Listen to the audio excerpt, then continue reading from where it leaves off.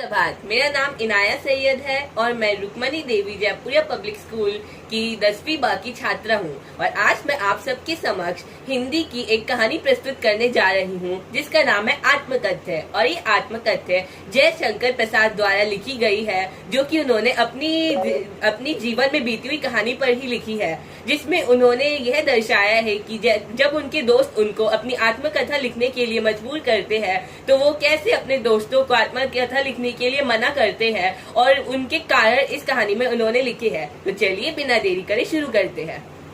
सबसे पहले जयशंकर प्रसाद यह बताते हैं कि उन्होंने अपने जीवन में कोई भी बड़ा काम नहीं किया जिससे किसी और को प्रेरणा मिले, और ना ही उन्होंने ऐसा काम किया जो दूसरों के लिए प्रेरणादायक हो। तो वह ये कहना चाहते हैं कि अगर वो अपनी आत्मकथा लिख भी लेते हैं तो और लोग उसका उपहास ही बनाएंगे।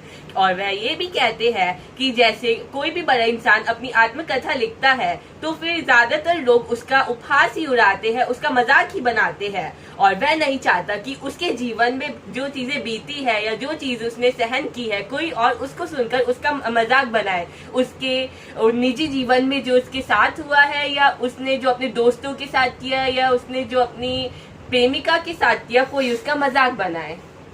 शंकर प्रसाद जी ये कहते हैं कि कहीं अपने मित्रों से कि कहीं तुम वो ही तो नहीं जिसने मेरे जीवन में दुख लाए हैं, जिन्होंने मेरा मटका फोड़ के उसमें से पानी निकाला है। चलो अगर मैं एक बार को तुम्हें अपनी कहानी सुना भी दूं तो उससे तुम्हारा क्या फायदा होगा? क्या फायदा होगा मेरे जीवन के दुख सुनकर? मेरी जीवन की कथा तो इतनी बड़ी भी नहीं है कि कोई सुनकर उसका आनंद ले सके। छोटी सी जीवन कथा सुनकर क्या फायदा होगा?